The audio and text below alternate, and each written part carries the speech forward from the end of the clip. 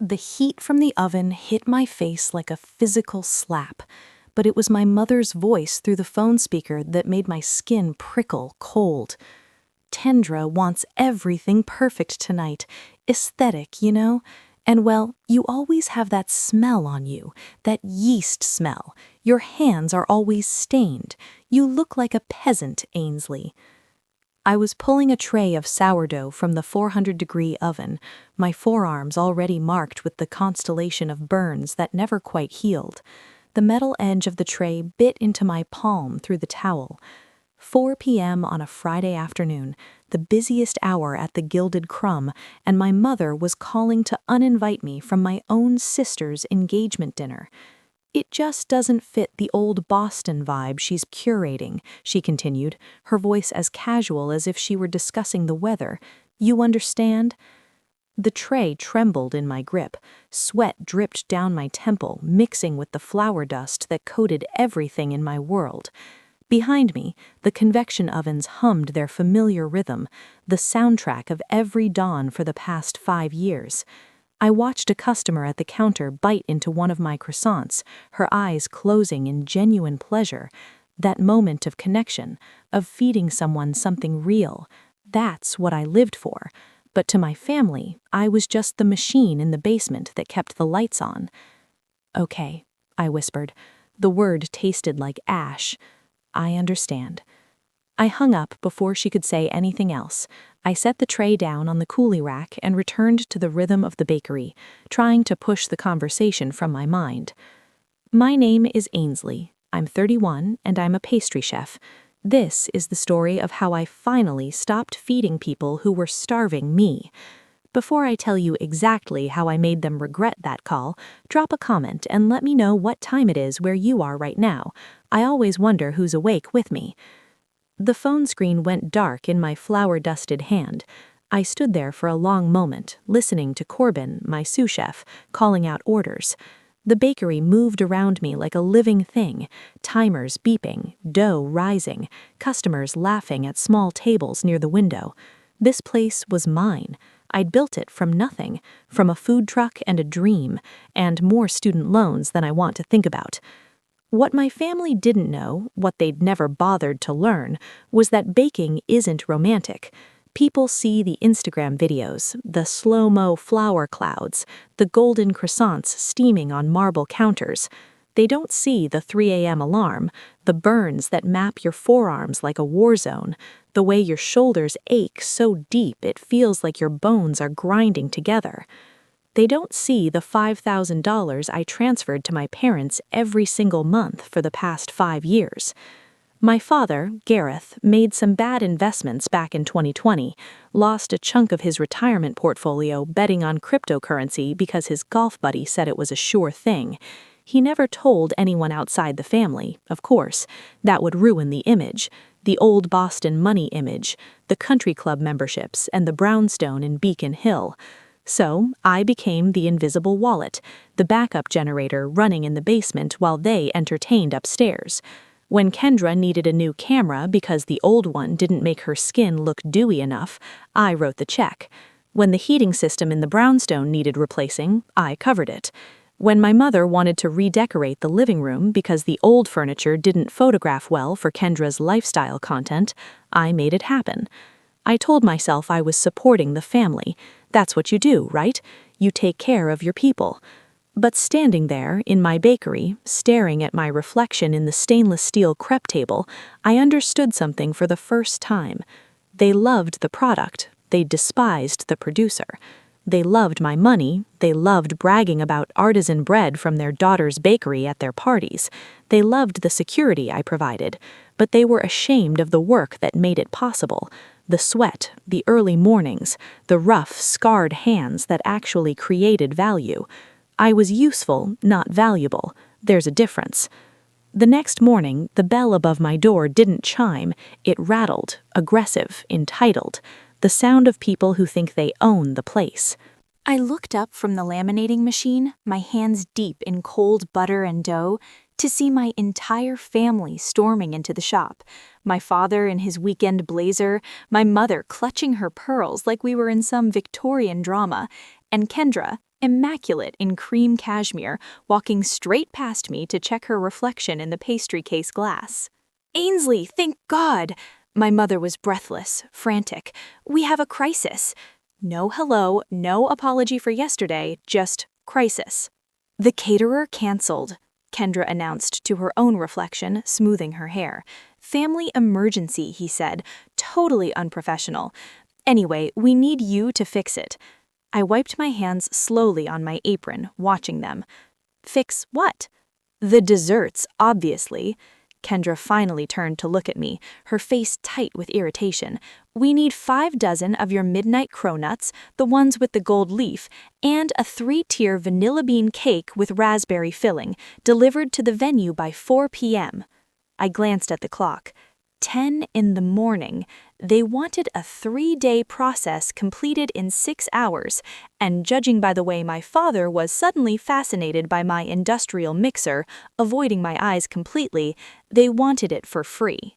"Look, Ainsley," my father, Gareth, stepped forward, trying to sound authoritative. "We know it's short notice, but this is for your sister. Julian's business partners will be there. We need to make a good impression. We need the best." Kendra was back to examining herself in the glass, adjusting her cashmere. She wasn't looking at me. She was looking at what I could do for her image. I was just another prop in her carefully curated aesthetic. That's when I saw it clearly. She used people as mirrors. Everything in her life existed only to reflect her beauty, her status, her brand back at her. She didn't see me standing there. She just saw a crack in her reflection that needed fixing. But I'd spent 5 years using my craft as a window, pouring my soul into this bakery to connect with people, to feed them, to offer them something real. I looked out, she looked in. We were fundamentally different species. "I can't do it," I said. The silence was immediate and absolute. "What do you mean you can't?" My mother's voice climbed an octave. "You have flour right there. Just make them." "The dough for the cronuts takes 48 hours to rest," I said, keeping my voice even. "The cake layers need to cool properly. It's physically impossible." "You're just being selfish." Kendra's face twisted into something ugly. "You're punishing me because Mom uninvited you. God, you're so petty. It's my engagement, Ainsley. You're going to ruin everything just because your feelings are hurt?" "I'm not being petty. I'm being a baker. Physics doesn't care about your engagement party." My father slammed his hand on the prep table. A bowl of ganache jumped. "Enough. You will figure this out. I don't care if you have to buy them from somewhere else and repackage them. You are going to fix this, or so help me God, Ainsley." The bell chimed again, but this time the sound was different, confident, heavy, the kind of entrance that changes the air pressure. My family froze. They turned toward the door, their faces instantly rearranging into polished smiles. Standing in the doorway was a man in a charcoal suit that probably cost more than my delivery van. Tall, salt and pepper hair, eyes that scanned the room with predatory precision. Julian Thorne, the billionaire hotel mogul, Kendra's fiancé. "Julian!" Kendra rushed toward him, her voice climbing into that high-pitched squeal she used in her videos. "Julian, what are you doing here? You're not supposed to see me before the party." She reached for him, aiming for one of those picture-perfect embraces she posted constantly. He sidestepped her smoothly, not even slowing down.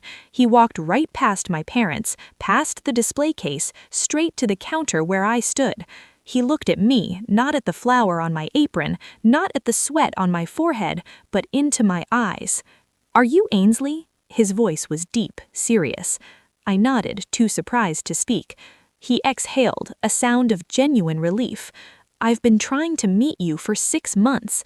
I'm Julian Thorne. I own the Atlas Hotel Group. We exclusively contract with your bakery for our VIP suites. Your brioche is the only reason our Paris location has a 5-star breakfast rating." He glanced briefly at Kendra, then back at me. "When I heard your family was having a crisis with the caterer this morning, your father called my assistant looking for vendor recommendations. I realized this might be my only chance to finally meet you in person and find out why you've been ignoring my partnership offers." My mother made a choking sound.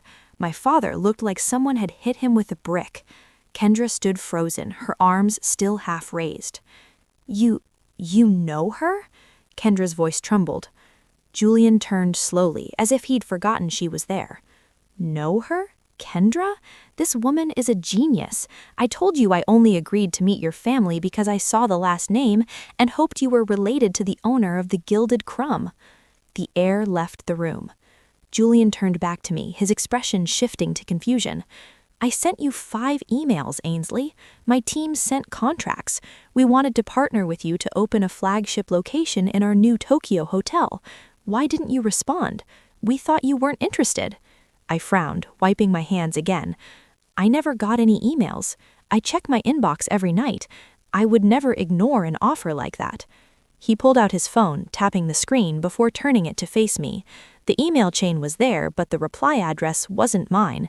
It was forwarded to my father's personal email, the one he'd set up when he helped me configure the domain 5 years ago. I looked up at Gareth. He was pale, sweating. Julian followed my gaze, his eyes narrowing as he understood. He intercepted them, I said quietly. Dad has access to the server. My father backed up against the mixer, stammering. I was protecting you, Ainsley. You're not ready for that kind of pressure. Tokyo, it's too far. We need you here. Who would help your mother? Who would help Kendra? I was just trying to keep the family together. Julian let out a short, humorless laugh. You blocked a multi-million-dollar partnership because you wanted her available to run errands? Kendra grabbed Julian's arm desperately. Babe, it doesn't matter. It was a misunderstanding. Look, we're here now. Ainsley can just bake the pastries for tonight and we can talk business later. Family first, right? Julian looked at her hand on his arm like it was something foreign. Then he looked at my parents, shrinking in the corner, then at me. I don't think there are going to be any pastries, he said. Actually, I cut in, there's something you should know about the pastries. My mother looked hopeful for half a second. You have some in the back? No, I said. The Midnight Cronuts sell out 3 months in advance. There's a waiting list. And the batch I made tonight, the ones you wanted, I already donated them. Donated them? Kendra shrieked. To who? To the women's shelter on 4th Street. I drop them off every Friday at 9 a.m. I met her eyes. The cupboard is bare, Kendra. There's nothing here for you. Not a crumb. Kendra's face crumpled. The polished influencer mask finally slipped, revealing the spoiled child underneath. She screamed, not words, just a raw sound of frustration. You're jealous, you yelled, her face turning mottled red. You're always jealous of me. You're just a baker, Ainsley. You play with flour while I build a brand. You're sabotaging my happiness because you can't stand that I'm winning. You're ugly and you're bitter and you're ruining my life. She was panting, chest heaving. My parents rushed to comfort her, shooting me looks of pure hatred.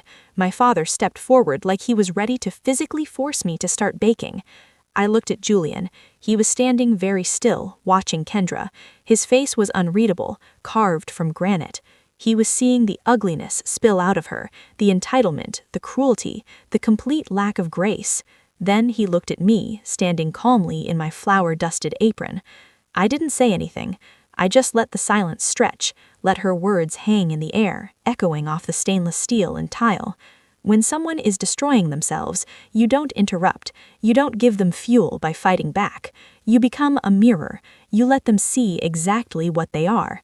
The quiet grew heavy, suffocating. Then I moved.